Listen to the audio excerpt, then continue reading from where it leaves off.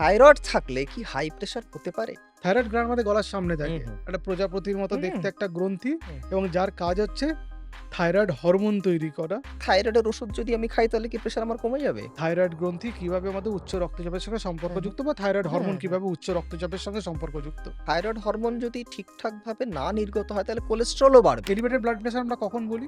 যখন systolic blood pressure 120 থেকে 129 এবং ডায়াস্টোলিক ব্লাড প্রেশার 80-র নিচে থাকে। আমরা এই রেঞ্জটাকে বলি এলিভেটেড ব্লাড প্রেশার। আমি কি শুধু থাইরয়েডের ওষুধের ভরসায় থাকবো না আমাকে প্রেশারের ওষুধও খেতে হবে? এই স্টিফনেসের জন্য উচ্চ রক্তচাপ হয়। যদি সমস্যা থাকে মানে থাইরয়েডের সমস্যা থাকলে চিরকাল ওষুধ খেতে হয়। আমরা কিছুটা মানসিকভাবে বিপর্যস্ত থাকবো নাকি ভালো থাকবো নাকি অ্যাংজাইটি থাকবে নাকি ডিপ্রেশন থাকবে, এটা কিছুটা হলেও এটা নিয়ন্ত্রণ করে থাইরয়েড গ্ল্যান্ড।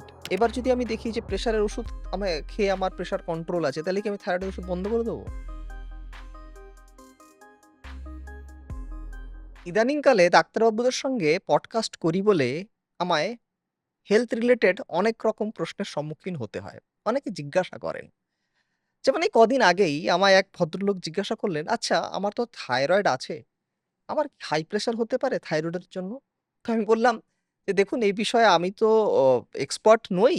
আমি আগামী সানডে ডক্টর মল্লিকের সঙ্গে দেখা করব এবং এই বিষয়ে কথা বলব।" আজ সেই সানডে। আমার উল্টো দিকে বসে আছেন ডক্টর মল্লিক এবং ডক্টর মল্লিককেই আমি জিজ্ঞাসা করব যে, "থাইরয়েড থাকলে কি হাই প্রেশার হতে পারে?" খুব ভালো প্রশ্ন এটা, যে অনেক সময় থাইরয়েডের রোগীরা আমাদের কাছে আসেন রক্ত পরীক্ষার রিপোর্ট নিয়ে, যে হ্যাঁ। প্রিভেন্টিভ হেলথ চেকআপস করেছেন, বাড়ির লোকের চাপে অনেকদিন কোনো পরীক্ষা করেননি। তিনি শুধু থাইরয়েডের সমস্যা নিয়ে এসেছেন এবং বলছেন যে, দেখুন ডাক্তারবাবু, এই টিএসএইচটা যে অনেক বেড়ে গেছে, হুম। থাইরয়েড হয়েছে আমি দেখলাম সার্চ করে, তো আপনার কাছে সেজন্য এলাম। আমি বললাম ঠিক আছে বসুন। তখন আমরা রুটিন ব্লাড প্রেশার চেক করে অনেকের ক্ষেত্রেই দেখি যে এরকম রক্তচাপ বেশি এবং আচ্ছা।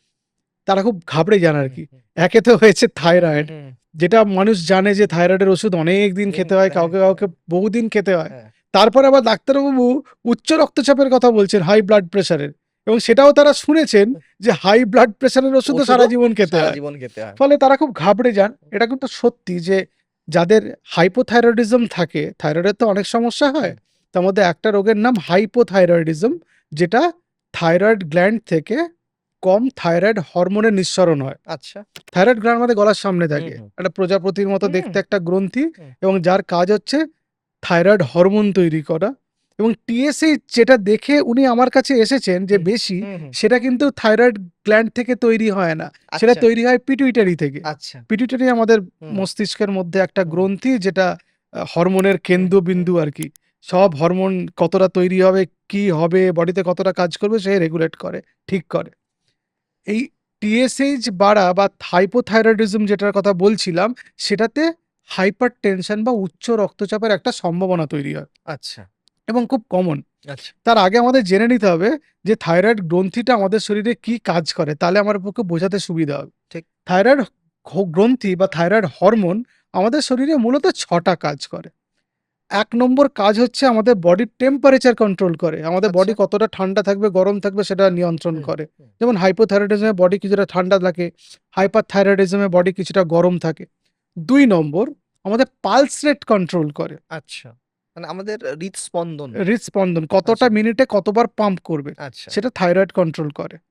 ৩ নম্বর আমাদের হাড়ের স্বাস্থ্য রক্ষা করে, বোন আচ্ছা। হেলথ, এই থাইরয়েড হরমোন? Thyroid hormone. আচ্ছা। ৪ নম্বর আমাদের কিডনি ফাংশন কন্ট্রোল করে, কতটা জল এবং খনিজ পদার্থ মানে সল্ট হুম। শরীর থেকে বের শরীরের করবে। বাইরে বেরোবে, সেটা নিয়ন্ত্রণ করে। আচ্ছা। ৫ নম্বর আমাদের মেন্টাল হেলথ নিয়ন্ত্রণ করে। আমরা কিরকম মানসিকভাবে থাকবো, আমরা কিছুটা মানসিকভাবে বিপর্যস্ত থাকবো নাকি ভালো থাকবো, নাকি অ্যাংজাইটি থাকবে নাকি ডিপ্রেশন থাকবে, এটা কিছুটা হলেও এটা নিয়ন্ত্রণ করে থাইরয়েড গ্ল্যান্ড। মেন্টাল হেলথও নিয়ন্ত্রণ মেন্টাল করে। হেলথ কন্ট্রোল করে। আচ্ছা। আর ৬ নম্বর বডির মেটাবলিজম কন্ট্রোল করে। বিপাকক্রিয়া, প্রক্রিয়া। কতটা আমাদের শরীরে খাবার থেকে ক্যালোরি। এনার্জি তৈরি হুম, হবে, ক্যালোরি হুম, তৈরি হবে, সেটা নিয়ন্ত্রণ করে থাইরয়েড গ্ল্যান্ড। এবার আপনার হুম, প্রশ্নতে হুম, আসি হুম, যে থাইরয়েড গ্রন্থি কিভাবে আমাদের উচ্চ রক্তচাপের সঙ্গে হুম, সম্পর্কযুক্ত বা থাইরয়েড হুম, হরমোন হুম, কিভাবে উচ্চ রক্তচাপের সঙ্গে সম্পর্কযুক্ত। ৫টা কারণ আছে, যে ৫টা কারণে হাইপোথাইরয়েডিজম থেকে উচ্চ রক্তচাপ হতে পারে। আচ্ছা।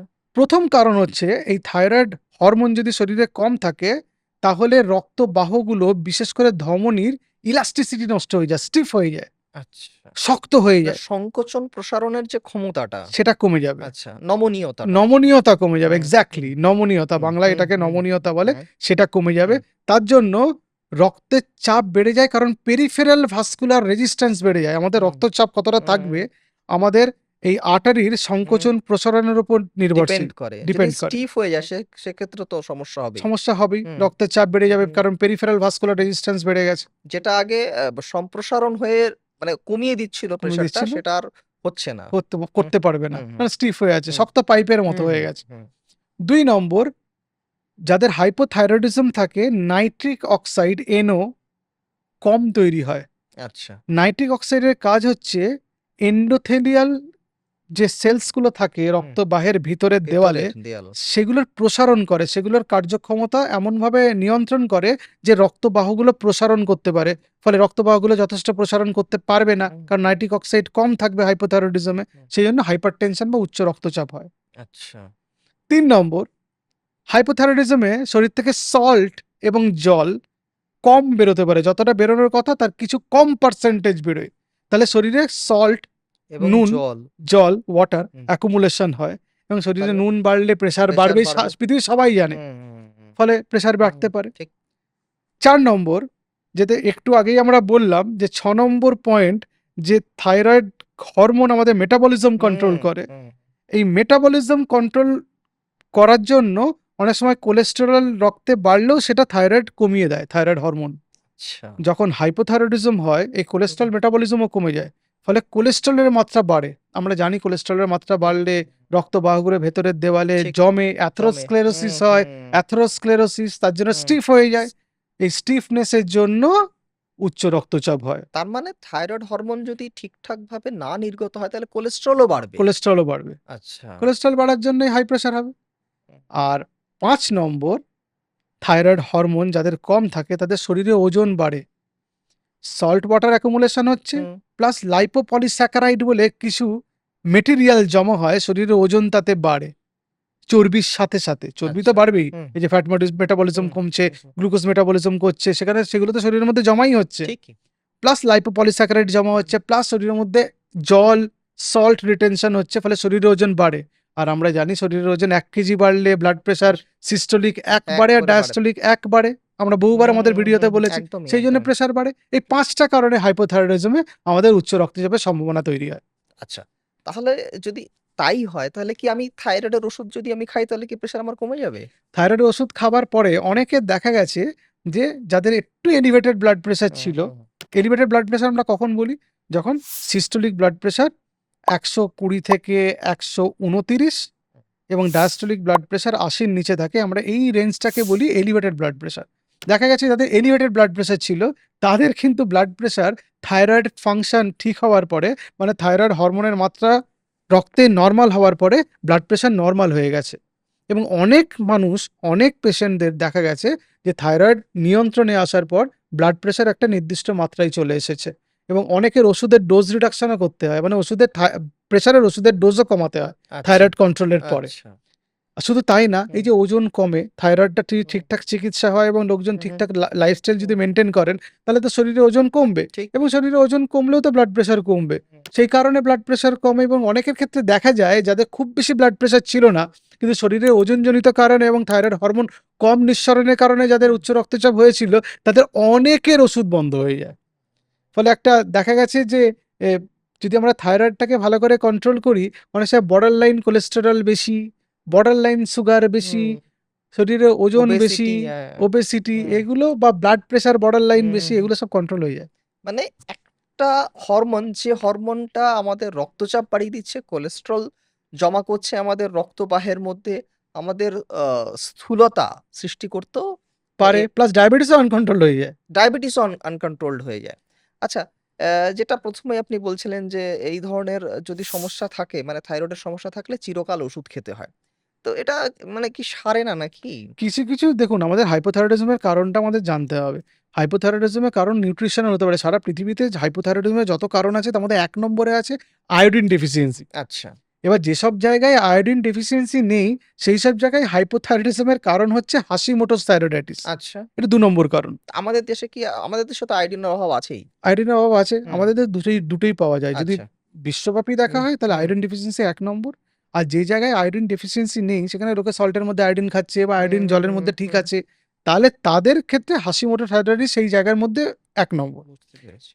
যাদের হাশিমোটোস থাইরয়েডাইটিস হচ্ছে সেটা অটোইমিউন থাইরয়েডাইটিস, তো মানে শরীরের হুম। মধ্যে রক্তের মধ্যে কিছু অ্যান্টিবডি তৈরি হয়েছে যেটা থাইরয়েড গ্ল্যান্ডকে অ্যাটাক করছে এবং তার জন্য হুম, হাইপোথাইরয়েডিজম হুম। হচ্ছে। এদের ক্ষেত্রে ওষুধ প্রায় সারা জীবনই খেতে হয়। আচ্ছা। আর যাদের আয়োডিন ডেফিসিয়েন্সি থেকে হচ্ছে তাদের ওষুধ আয়োডিন যখন হুম, বডিতে নরমাল চলে আসে, নরমাল হয়ে যায়, যখন কন্ট্রোল হয়ে যায় অনেকের ক্ষেত্রে বন্ধ হয়ে যায়। হুম, মনে করুন কারো একটা থাইরয়েড টিউমার হয়েছিল, হুম, গয়টার। হুম, তার থাইরয়েড গ্ল্যান্ড কেটে বাদ গেছে। হুম। তার কি থাইরয়েড হরমোন না, তৈরি হবে? না, না, না। তাকে সারা জীবন ওষুধ সারা খেয়ে জীবন যেতে ওষুধ হবে। খেতে হবে। কারো থাইরয়েড ক্যান্সার হয়েছিল। হুম, তার গ্ল্যান্ড কেটে বাদ হুম, দেওয়া হয়েছে। তাহলে তার ওষুধ সারা জীবন খেতে হবে। বা কারো হাইপার থাইরয়েডিজম এমন মাত্রায় ছিল, এত বেশি পরিমাণে থাইরয়েড হরমোন তৈরি হচ্ছিল, হুম। বাইরে থেকে রেডিও আইসোটোপ দিয়ে সেই গ্ল্যান্ডটাকে নষ্ট করে দেওয়া হয়েছে। আচ্ছা, এরকমও হয়? হ্যাঁ, নষ্ট নাহলে তো সে পারছে হুম, না। সে হুম। পালস রেট বেড়ে যাচ্ছে, তার ওজন কমে যাচ্ছে, তার ডায়রিয়া হচ্ছে, তার শরীরের তাপমাত্রা বেশি থাকছে। তার ক্ষেত্রে গ্ল্যান্ড ডিস্ট্রাকশন করে দেয়। তার ওষুধটা সারা জীবন চলবে। ফলে এই সিচুয়েশনস গুলোতে ওষুধ সারা জীবন চলবে। খুব কম পার্সেন্টেজে ওষুধ বন্ধ হয়ে যায়। সেটা রেয়ার। রেয়ার, কম। আচ্ছা। এবার এই থাইরয়েডের ওষুধ খাবার না নাকি একটা নিয়ম আছে? অনেকে বলে যে রাতে ঘুমের পরেও অনেকে খায়, অনেকে সকালবেলা খালি পেটে খায়। মানে কোনটা ঠিক বা অ্যাকচুয়াল নিয়মটা কি? অ্যাকচুয়াল নিয়ম একটা জিনিস মনে রাখতে হবে, খালি পেটে খেতে হবে। খালি পেট মানে কি? মানে আমাদের গ্যাস্ট্রিক এম্পটিং টাইম হচ্ছে ৪ থেকে ৬ ঘন্টা। হুম। আমরা খাবার খেলে স্টমাক খালি হতে ৪ থেকে ৬ যাই ঘন্টা খাই টাইম না কেন লাগবে। ৪ থেকে ৬ ৬ ঘন্টায় ঘন্টা সেটা টাইম লাগবে। হজম হয়ে এবং যায়। জল খেলে ২ ঘন্টা হুম, টাইম লাগবে। হুম। পুরো জলটা যেতে, খালি হতে। এবার মানে জলও খাওয়া যাবে না? না, আচ্ছা। সেটাই আমি হুম, বলছি। হ্যাঁ। যদি এক কথায় নিয়ম হুম, বলতে হুম। হয় তাহলে থাইরয়েডের ওষুধটা সকালে খালি পেটে খেতে হবে। অল্প জল দিয়ে। সেই ওষুধ খাবার পরে অন্ততপক্ষে ৪৫ মিনিট আপনি জল বা খাবার কিছুই খাবেন না। আচ্ছা, অনেকে বলেন আমি একটু চা খাই, তাতে কি সমস্যা হ্যাঁ, হবে? তাদের সমস্যা থাইরয়েড হরমোনটা মানে ওষুধটা ঠিকঠাক শোষণ হবে না, অ্যাবজর্পশন হবে না। হুম, আর অনেকেই থাইরয়েডের ওষুধ খাওয়ার পরে তারপরে আয়রন ট্যাবলেট খাচ্ছে, ক্যালসিয়াম খাচ্ছে, ভিটামিনের বড়ি খাচ্ছে, অ্যান্টিবায়োটিক খাচ্ছে, সুগারের ওষুধ খাচ্ছে, প্রেশারের ওষুধ খাচ্ছে। এগুলো খাওয়াটা উচিত নয়। আচ্ছা। আর যদি বলে সকালবেলা ঘুম থেকে উঠেই আমাকে পটি করে, ব্রাশ করে, চান করে দৌড়তে হয়, হুম, আমার এতক্ষণ টাইম নেই, আমাকে হুম, ব্রেকফাস্ট করে ফেলতেই হবে। হুম, হুম। তার ক্ষেত্রে উপায় হচ্ছে রাত্রে খাওয়া-দাওয়ার পরে মানে ডিনারের পরে ৪ থেকে ৫ ঘন্টা পরে অ্যালার্ম দিয়ে উঠে থাইরয়েড ওষুধ খেয়ে আবার শুয়ে পড়ুন। আচ্ছা। মানে সেটাও সম্ভব। সেটাও সম্ভব। রাত্রেও খাওয়া যায়। আচ্ছা, কিন্তু ওই ৪ ঘন্টা ডিনারের ৪-৫ ঘন্টা পরে আচ্ছা, সেটা করা যেতে পারে। আচ্ছা, আচ্ছা। এইবার ঘটনা হলো যে আমার থাইরয়েডের ওষুধ খেয়েও প্রেশার কন্ট্রোল হচ্ছে না। তো সেক্ষেত্রে কি আমাকে প্রেশার ওষুধ খেতে হবে? অবশ্যই, আচ্ছা। অবশ্যই ব্লাড প্রেশারের হুম, ওষুধ খেতে হবে এবং কিছু, কিছু জায়গা আছে আমরা সেই জায়গাগুলোতে থাইরয়েডের ওষুধ দেওয়ার সাথে, সাথে ব্লাড প্রেশারের ওষুধও দিয়ে দিই। পরে টাইট্রেট করি যদি হুম, প্রেশার কমে তখন ওষুধের ডোজ কমিয়ে, কমিয়ে বন্ধ হচ্ছে কিনা হুম, সেটা হুম, দেখি। যেমন মনে করুন কারো ফ্যামিলি হিস্ট্রি অফ হাইপারটেনশন আছে। মা-বাবা দুজনেরই ব্লাড প্রেশার বেশি তো সন্তানের বাড়বেই। হুম, তাকে দিয়ে রাখতে হবে নাহলে হুম, প্রেশার আরো বেড়ে হুম, যেতে পারে। হুম। ২ নম্বর কারো হয়তো এক্সিস্টিং কিডনি ডিসফাংশন আছে। প্রেশার বেড়ে কিডনি খারাপ হয়েছে। আমি ডিটেক্ট করেছি। তাহলে এমন একটা ওষুধ সিলেক্ট করতে হবে যাতে প্রেশারও কমে, কিডনিটাও ভালো থাকে। হুম, ৩ নম্বর যাদের হার্টের অসুখ আছে। তার ব্লাড প্রেশার বেশি কিন্তু তাকে কার্ডিও প্রোটেকশন এর জন্য একটা প্রেশারের ওষুধ দিতে হবে। ৪ নম্বর কারো পালস রেট বেশি কোনো কারণে, হুম, স্মোকার বা অন্য কোনো কারণে জেনেটিক কজ, তাকে কিন্তু ব্লাড প্রেশার কমাতে গেলে পালস রেট কমাতে হবে। তাহলে সেই মতো ওষুধ সিলেক্ট করতে হবে, বিটা ব্লকার ইত্যাদি। ঠিক। ঠিক আছে? আর ৫ নম্বর যার মাল্টিপল কোমরবিডিটি আছে। ডায়াবেটিসও আছে, থাইরয়েডও আছে, কোলেস্টেরলও আছে, প্রেশারও হুম, হয়েছে। তার ক্ষেত্রে এক্সপেরিমেন্ট করার জায়গা নেই। কারণ তার অর্গানগুলো এট রিস্ক আছে। এন্ড অর্গানস হুম, গুলো। হুম, ব্রেন, হুম। হার্ট, চোখ, কিডনি, ভেসেলস গুলো, সব। রক্তবাহগুলো। হুম, তার ক্ষেত্রে ওষুধটা দিতে হবে। গাইডলাইন আছে হুম। যদিও। মানে আমি খুব সোজা করে বলার চেষ্টা হ্যাঁ, করছি নাহলে বুঝতে তো পেরেছি। দর্শক বন্ধুরা হ্যাঁ, বুঝতে পারবেন না। হ্যাঁ, সেইজন্য বললাম। আমি ওই কারণেই আমি জিজ্ঞাসা করলাম যে, এই আলোচনায় যেটা বুঝতে পারলাম যে, থাইরয়েড হরমোন যদি কম নিঃসৃত হয়, সেক্ষেত্রে রক্তচাপ বাড়ার একটা চান্স আছে নিশ্চয়ই। এবং থাইরয়েডের ওষুধ খেলে সেই রক্তচাপটা কমে। এইবার অনেকের ক্ষেত্রে সেই থাইরয়েডের ওষুধ খেয়েও রক্তচাপ কমে না। তার জন্য আপনি আলাদা করে একটা ওষুধ দিচ্ছেন রক্তচাপের, যেটা খাওয়ার পর তার কন্ট্রোলে থাকছে। এইবার সেই ভদ্রলোক যদি মনে করেন যে, "না, আমার তো প্রেশার ওষুধ খেয়ে আমার কন্ট্রোলে আছে। তাহলে আমি এবার থাইরয়েডের ওষুধটা বন্ধ করে দিই। তাহলে তার কি সমস্যা হবে?" তাহলে তো আরো ব্লাড প্রেশার বেড়ে যাবে প্রথম কথা। হুম। কারণ থাইরয়েড আরো আনকন্ট্রোলড হয়ে যাবে। আর বাকি যে প্রবলেমগুলো বললাম হাইপোথাইরয়েডিজম থেকে হয়, Yes. সেগুলোতে এই প্রবলেমগুলো ফিরে আসবে। শরীরে ওজন বেশি, Obesity. চামড়া খসখসে হয়ে যাওয়া, গলার স্বর বদলে যাওয়া, হুম। ঠান্ডা লাগা, শীত করবে, ঘুমের অসুবিধা হবে, মেন্টাল হেলথ, পা সবকটাই ব্যাহত ফোলা, হবে। এতগুলো, সবকটাই ব্যাহত শরীরে হবে। ওজন হুম। বৃদ্ধি, কনস্টিপেশন। হুম। আচ্ছা, কনস্টিপেশনও হতে থাইরয়েড পারে থেকে ভীষণ থাইরয়েডের। কষা পায়খানা হয় তো, খুব আচ্ছা। কমন। তার মানে যেটা বোঝা গেল যে যদি আপনার উচ্চ রক্তচাপ থাকে এবং পাশাপাশি থাইরয়েডের সমস্যা থাকে, থাইরয়েডের জন্য তো ওষুধ খেতেই হবে এবং থাইরয়েডের ওষুধ খেয়েও যদি আপনার রক্তচাপ না কমে তাহলে প্রেশারের ওষুধ খেতে হবে। এই হাইপোথাইরয়েডিজমের সমস্যা আপনার যতদিন থাকবে ততদিন আপনাকে যেমন থাইরয়েডের ওষুধ খেতে হবে এবং রক্তচাপ নিয়ন্ত্রণ করতে গেলে আপনাকে যে দরকার ওষুধগুলো পড়লে ডাক্তারবাবু হ্যাঁ, দিচ্ছেন সেই ওষুধটাকেও আপনাকে দরকার কন্টিনিউ পড়লে করতে খেতে হবে। হবে।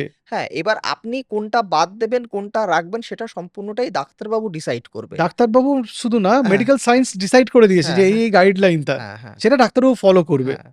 ডাক্তারবাবুর কাছে যেতে হবে। এরকম নয় যে আমি একটা ওষুধ কন্ট্রোল হয়ে হুম, গেছে তাহলে হুম, বন্ধ করে দিলাম। হুম, হুম, আবার চালু করলাম। হুম, হুম। এই যেমন একজন না, এই পেশেন্ট এক্সপেরিমেন্টটা আমাদের বাঙালিরা খুব করে থাকেন। হ্যাঁ, যে আমি কেন তাইলে আমি খাবো থাইরয়েডের ওষুধটা? আমার তো প্রেশার ওষুধ খেয়ে প্রেশারটা কন্ট্রোল আছে। হুম, তো এইবার এই যে থাইরয়েড হরমোনের যে নানাবিধ কাজ আছে, সেটা আমাদের মুড ভালো রাখা থেকে শুরু করে আপনাদের যে রক্তবাহ আ স্বাস্থ্য ভালো রাখা, আমাদের শরীরে কোলেস্টেরল যাতে নিয়ন্ত্রণে থাকে, সবকিছু নিয়ন্ত্রণে থাইরয়েডের একটা বড় রোল আছে। নিশ্চয়ই। তো যে কারণে থাইরয়েডের ওষুধটাও আপনাকে অবজ্ঞা করলে চলবে না এবং না, প্রেশারের ওষুধ তো নয়ই। আপনি বারবার বলেন যে প্রেশার যদি অনিয়ন্ত্রিত থাকে তাহলে আপনার আ কিডনি, চোখ এমনকি নার্ভ পর্যন্ত খারাপ ড্যামেজ হতে হতে পারে পারে। ব্রেন, স্ট্রোক, হুম, হার্ট অ্যাটাক, হুম, এভরিথিং। হুম। তো আমার মনে হয় যে আ যিনি আমাকে এই প্রশ্নটি করেছিলেন যে থাইরয়েডের সঙ্গে উচ্চ রক্তচাপের কি সম্পর্ক আছে? তিনি আমার মনে হয় আপনি উত্তরটা পেয়ে গেলেন। আর এরপরও যদি আপনাদের এরকম কোনো প্রশ্ন থাকে আমায় লিখে জানান, মেইল করতে পারেন, WhatsApp করতে পারেন।